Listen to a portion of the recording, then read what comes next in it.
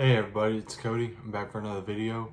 So today I'm going to be talking about the positives and the negatives of playing semi-pro football, as it really is a different level of football from anything else, from Pee Wee, junior high, high school, college, or playing full-on pro ball. I mean, it really is a brand of football that stands alone on its own. So we're gonna kind of get into all the differences on all that, and the good, the bad, the ugly, all that kind of stuff. So for those of you that may have heard of semi-pro football and y'all are wanting to get back out there, but you're hesitant and everything like that, I wanted to kind of shoot this video to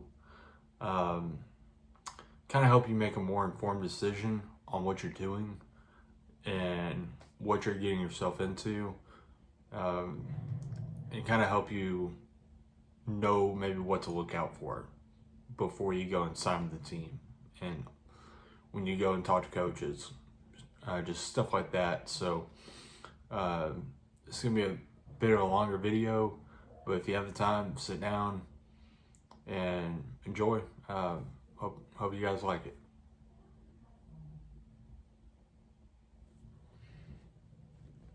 Okay, so the first negative, having to pay for your own equipment.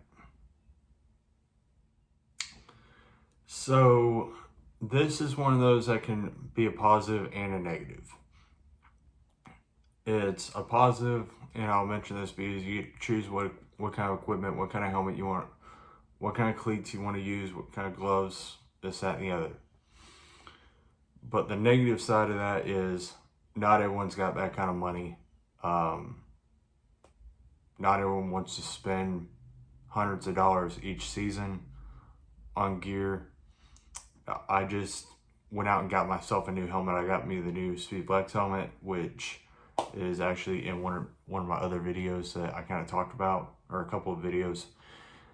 And that helmet, after shipping and everything and taxes and all that kind of stuff going straight from Riddell, that ran me about $500. Now, I know there are some guys that will go and get secondhand used equipment. That's y'all's decision. But, a lot of people just don't have the money to do that, and that's what sometimes will scare a lot of people off from playing semi-pro, is that they know they're gonna have to shell out the money that they don't want to shell out. So that's kind of the downside to it. Number two, usually have to pay to play. So very, very, very, very rarely will you find a team in semi-pro that is either free to play, they don't charge you anything for uniforms, league fees, any of that crap, and even more seldom is it that they will actually pay you to play football. That's why it's semi-pro football, not actual pro football. Now, there are guys that are bounce backs from the Arena League, some guys that have been cut from the NFL or got a tryout with the NFL team and didn't get brought to camp. There are guys like that I have played with. A receiver on my current team is a guy that's been in a few NFL camps or a few NFL tryouts and never did catch on, played some arena ball, and is back in semi-pro playing with us, as he's been doing for the last couple of years. But man, if you think you're gonna go in there and get paid to play semi-pro, think again. It ain't happening. Number three, teams being disorganized. Oh, I'm gonna have a field day on this one. So the reason I say that is because with it being semi-pro and not being legitimate pro, there are various reasons for disorganization within an organization. Kind of an oxymoron, I guess, but it is what it is.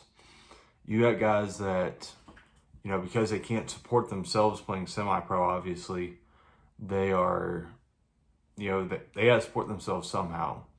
And they have lives and everything. A lot of these guys are dads now at this point, so they got their kids. Quite a few of the guys that I play with on my current team, they bring their kids to practice and they're running around the track and everything.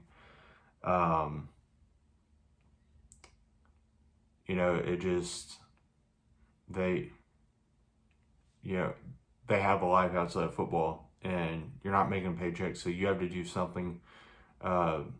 Everyone just about works. I'm actually working 2 on-call jobs right now. One is a substitute teacher, and one working out in the shipping ports. And it just, and I'm actually filming this kind of on an off day, so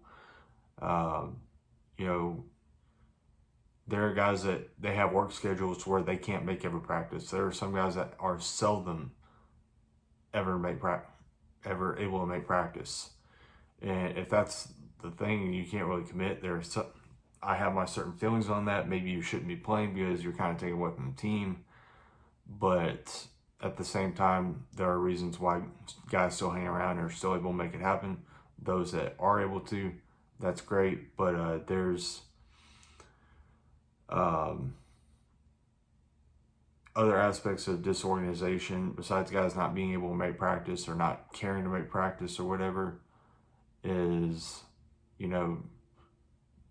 there are some owners that will come into this thing extremely underfunded, because a lot of them get into this not realizing how much and how expensive running a team can be. It's not not every team are they going to be able to cover and foot the bill on everybody. It is what it is, because guys have to be able to get their own equipment. Some of the guys aren't able to do that, and then the owner wants to go and foot the bill for everybody, and then they drive themselves into a hole. Then they can't rent out facilities, or they go to crap facilities or whatever it is for home games or practices. And that's another part of it, is you have to move around because you can't afford to go into those nice facilities, and you have to go practice in the ghetto part that's dangerous. And I've been on teams that have been like that, to where we were fortunate to play our home game at a nice stadium at Houston Baptist University, but we were practicing in a park where, it was nothing to hear gunshots at every practice just right around the block. And that's because they don't want to pay, either they can't afford it or they don't want to pay for the facility fees even for a practice. So fortunately, I'm on a team now that we're able to use a high school field, actually a high school turf field, at least for right now. And it can be tough because a lot of people come into this thing underfunded, and then they can't do the travel and all this kind of stuff, and then the team ends up folding, which is the absolute worst part of that. So my advice to anybody getting into semi-pro, make sure you have your financial stuff straight. Whether you're a player, a coach, owner, GM, whatever you are, make sure you have your stuff in order, your ducks in a row, all that kind of stuff. Number 4. Yes, I'm going to say this. Guys showing up high to practice in games.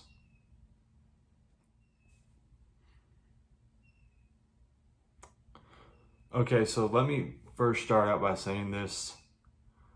I don't care what your views are on drug legalization, all this kind of stuff.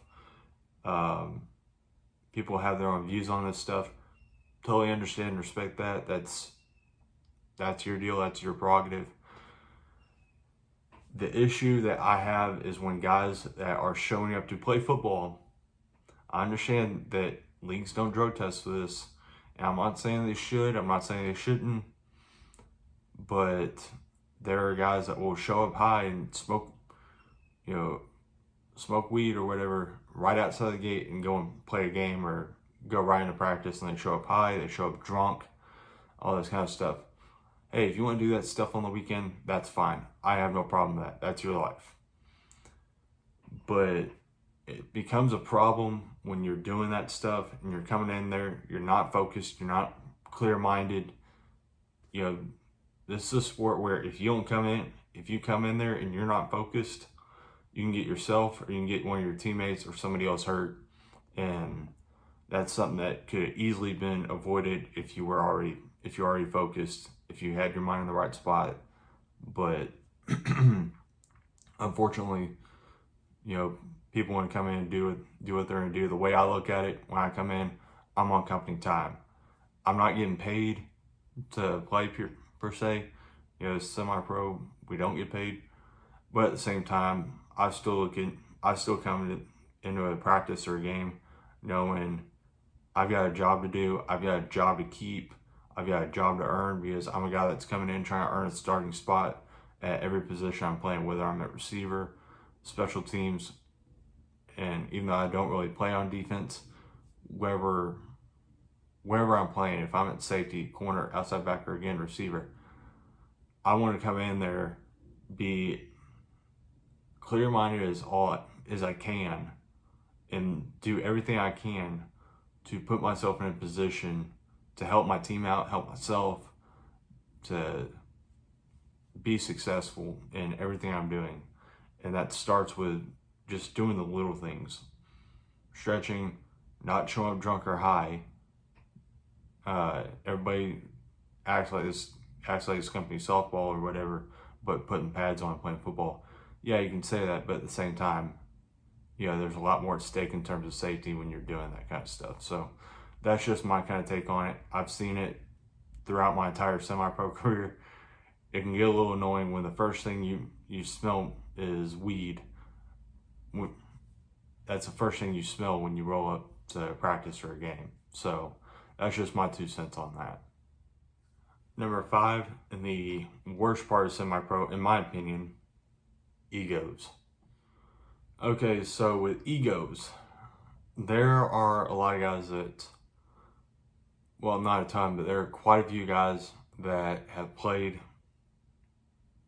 college,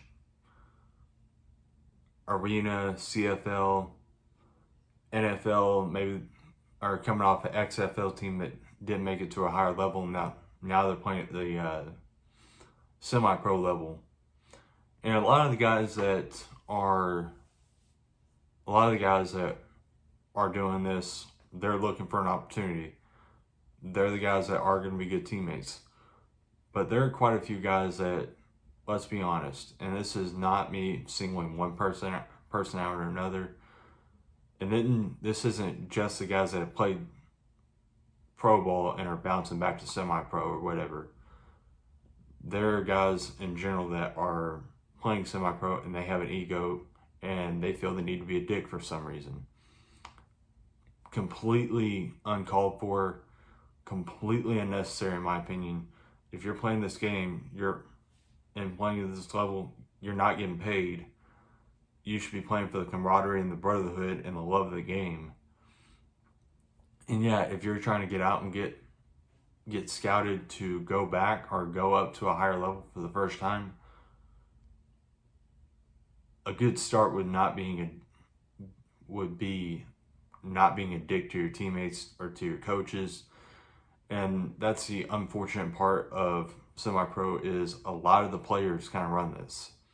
And this is coming from a player who has never coached at the semi-pro level. Now, I've coached Pee Wee, junior high, and high school before.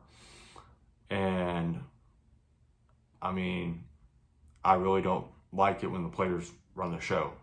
Even myself, yes, I'll give my coaches some input on some stuff, but it ultimately falls on my coaches to make the decisions, make the calls.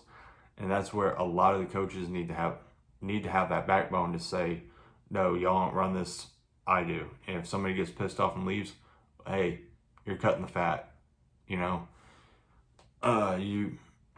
If you're going to be a guy that's going to sit here and get upset with every decision that your coach is making because it does not directly benefit you, you got no place being on a team in general. Go play golf, go play tennis, go do something like that. I mean, this is the ultimate team game, in my opinion. If you can't bring yourself to realize that, I don't care how high a level of football you played, you're not needed. So that's just my take. Like I said, I've seen a lot of guys that have played at higher levels of football, and they are some of the nicest guys you'll meet, some of the coolest guys you'll meet. But I've also seen guys that have played at a high level of football, or semi-pro is the highest level of football they played, or college, and they weren't very good college players, so they're doing this now or whatever, and they're jerks. They're not good people. I mean, it's not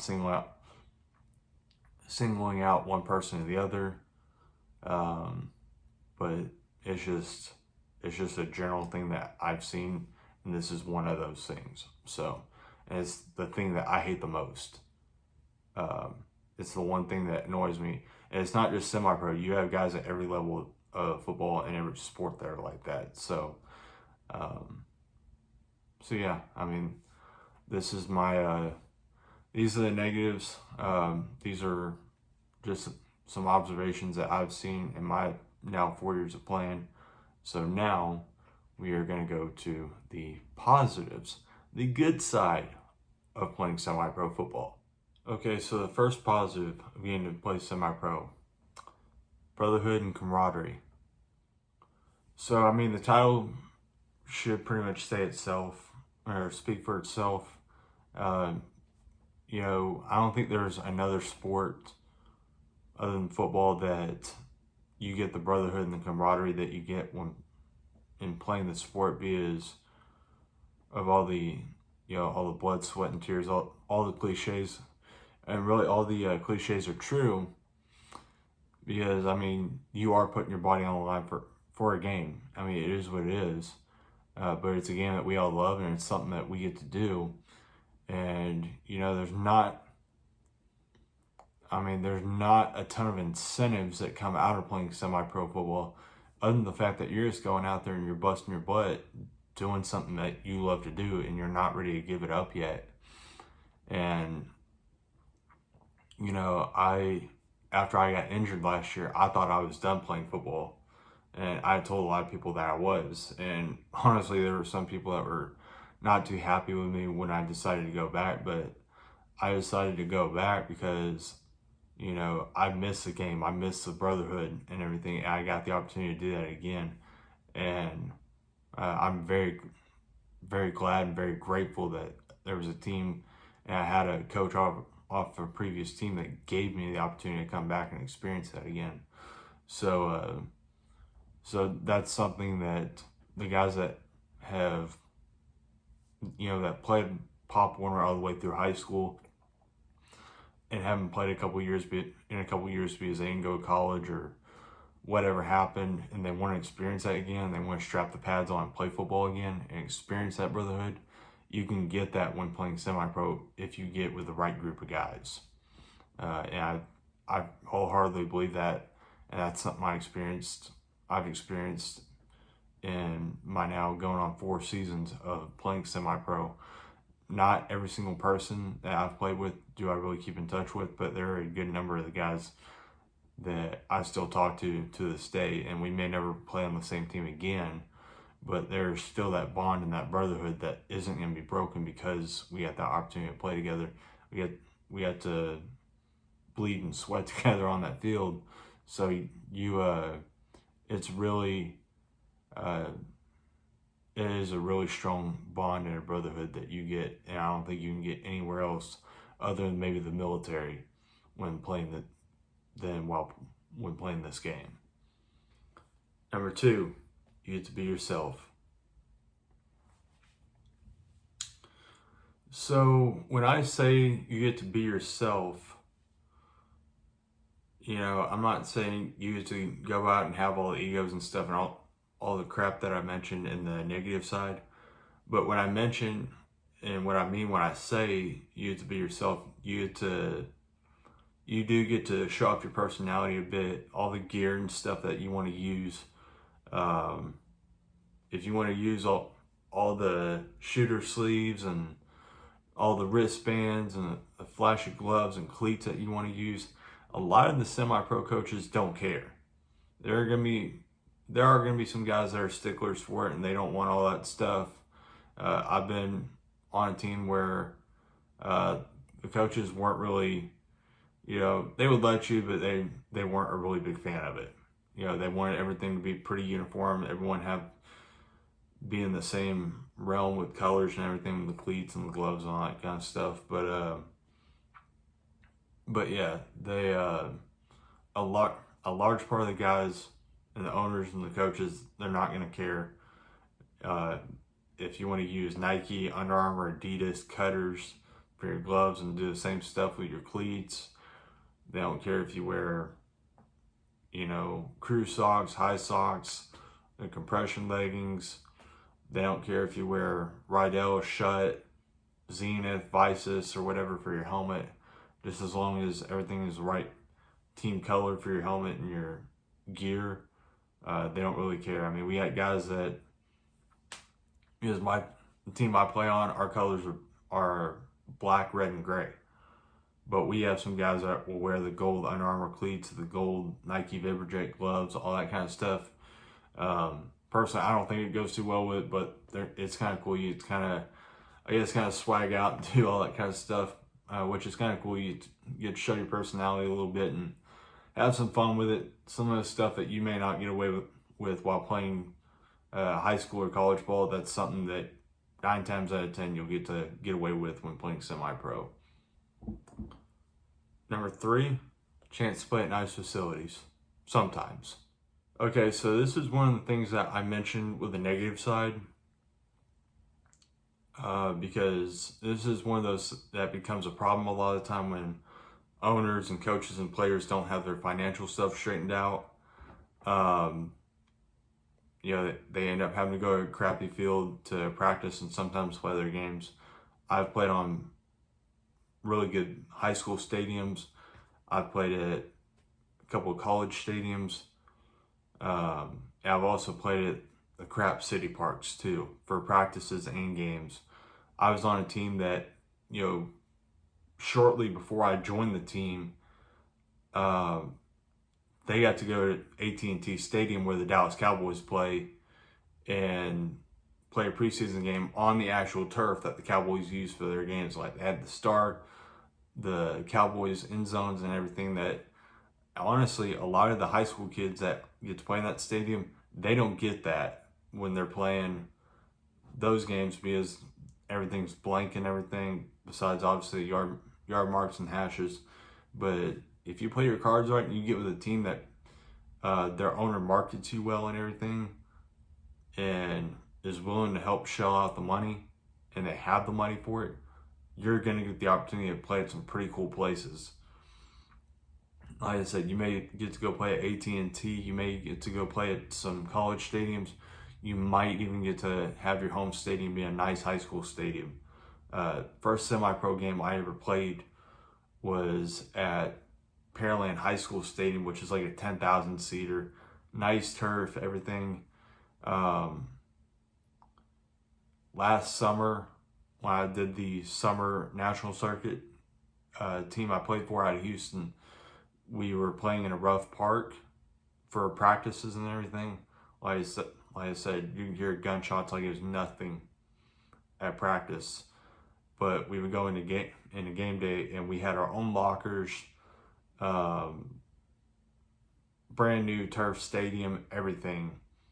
It was a lot of the bells and whistles. I mean, it wasn't like playing at, it wasn't like playing at DKR at UT or Kyle Field at A&M or anything like that.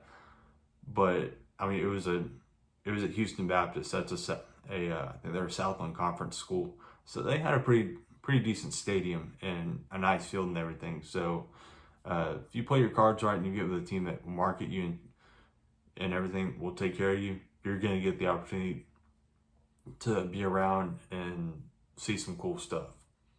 Okay, so from this point on, there are going to be a few of these that are going to be a bit controversial. There are some that, depending on how you spin it, can be positive or negative. And I'm going to discuss that, but I'm going to also show it kind of in a positive light. But take it as you will. This is just my personal opinion on everything that I've seen and what I've been around. Number 4, targeting rule is not as tightly enforced. So as I said before, this is something that can be a positive and negative. This is kind of a controversial thing. Anybody that's a fellow coach, because like I said, I've coached Pee Wee, junior high, and high school. A lot of people are going to want my head over this statement. No pun intended. Well, maybe a little bit. But, and this is not me advocating going in and spearing somebody. That is not at all what I'm saying here.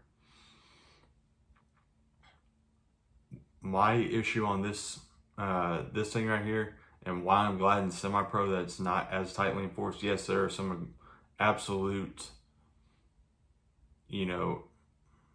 egregious, he meant to do it, there's no doubt about it, yes, he should be ejected.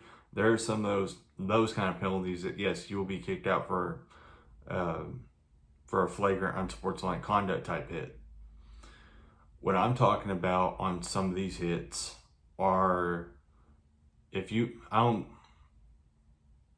go and you watch high school, you watch college, there are some of these hits where somebody is going in for a hit, and yes, they should be doing as much as they can to keep their head out of the tackle and everything. But the fact of the matter is, that's not always possible. There are going to be hits where you are trying to get low, lead with your shoulder and everything, and the other guy gets low as well, and you don't have any time to react. It's a bang bang play. It happens. I mean, it's a part of the game. And I was watching my Longhorns play yesterday in the Alamo Bowl. One of their linebackers went in to hit the quarterback. He should have kept his head, done a better job keeping his head out of the tackle. But the quarterback had scrambled and went into a slide. But if you go and look at the replay, the linebacker was dropping his shoulder, and he had already started to get low and go in for a hit before the quarterback had started his slide. Initially, they called targeting. It was ruled, they went and reviewed it. Fortunately, it was reversed, and the kid was not kicked out of the game. So, and the thing that kind of sucks about that in high school is the leagues that do enforce that, they don't have review. So if you're kicked out, you're kicked out. And in semi-pro, I think a lot of the refs, they realize, hey, if we call this, we can't really go back on this, because there are some of these plays that are just bang bang. I mean, there's nothing you can really do about it. So they'll just throw the flag for a unnecessary roughness, and they leave it at that. If it becomes a repeat problem, then yes, you start ejecting. But I think that's something that the NCAA needs to go and revisit the rule. And this also comes from somebody who plays special teams. I'm a gunner. I like running down, laying the big hit. I'm not saying I go in there and try to spear guys.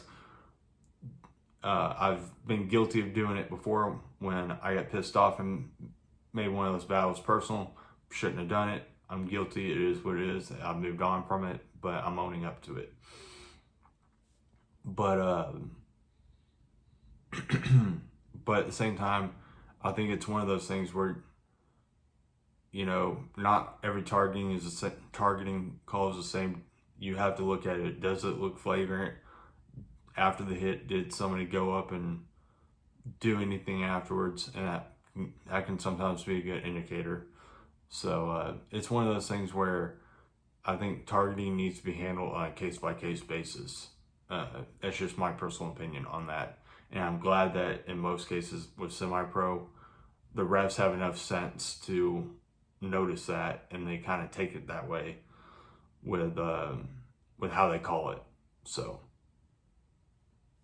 that's just my take. I'm glad that at this level they do a better job of looking at it. Number 5, something to do to keep you occupied and off the streets.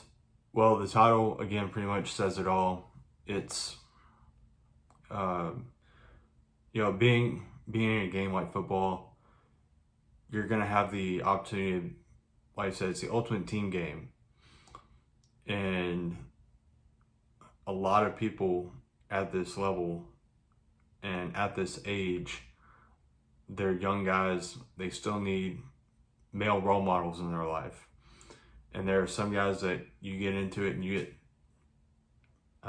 get tied up with the wrong people, but at the same time, there are a lot of good people playing this game, playing at this level, that are willing to take a younger guy under their wing and give them something to do and give them something to strive for, something to work for, something to keep them occupied and keep them off the street, keep them out of trouble. There are a lot of guys that play this game that don't have that male role model, whether it be a father or a big brother or uncle or whatever, that they don't really have that, or a grandfather, they don't really have that consistency. And I'm fortunate that I have that in my life, but there are a lot of guys that don't. So, and they may not have the opportunity to go play anymore. Their high school eligibility is up. They don't have the chance to go play college. They may not have the skill set to go play legit professional football, or they went overlooked or whatever reason. So going out and doing this and playing semi-pro and getting in with the right group, that's also a crucial thing, is getting in with the right group and hanging around the right crowd.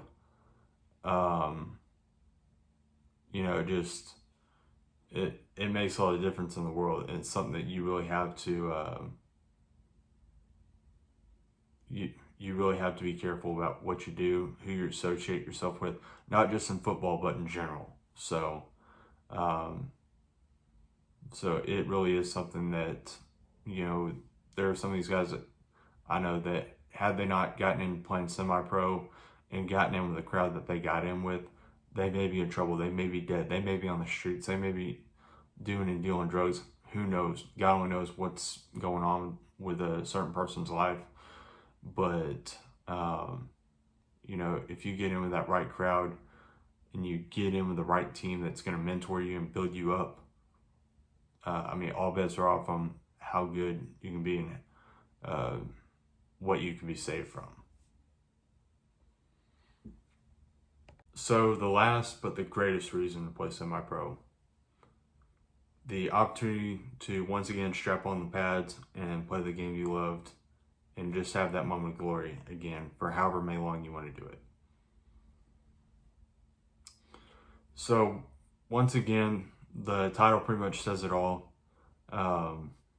If you really love this game and you want to get in with the right crowd, really, I suggest meeting owners and talking to them and seeing what they're all about, see their core values and everything, for how they're going to lead the team, meet the team captains and everything. But if you want to have the opportunity to strap on the pads and play the game you love again,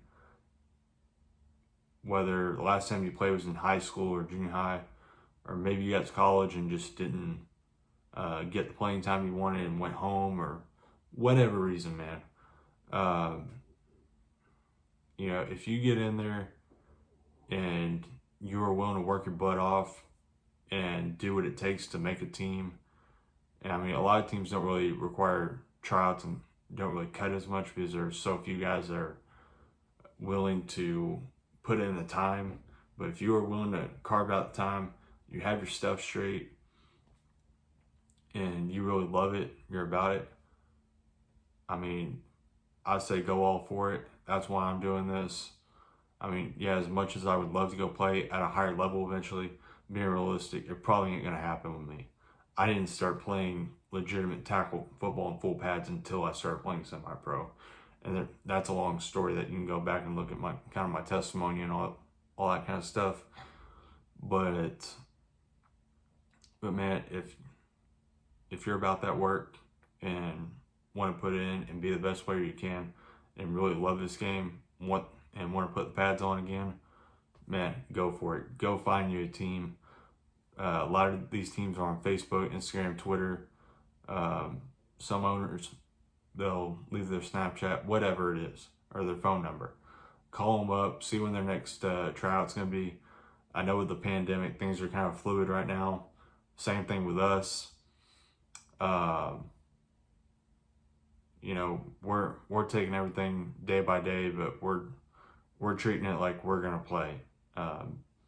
So if you're not worried about the China virus and you want to get out there and play the game, do it, man. It's worth it. You get in with the right crowd, and it's one of those things that you'll look back on it and you'll be very glad you did it, for sure. All right, guys. So if y'all got through the whole movie and y'all enjoyed this, I really am glad. I appreciate the support. Feel free to like, share, comment, subscribe, do all that stuff you can. It really helps the channel out a lot. I hope this video shed some light on maybe some misinterpretations with semi-pro and everything. I know that every league is a little bit different. They put their own spin on things, and it also varies by state. You know, I've been playing for teams out of the Houston area my entire semi-pro career. I've lived in Houston my whole life, so that's all I really know.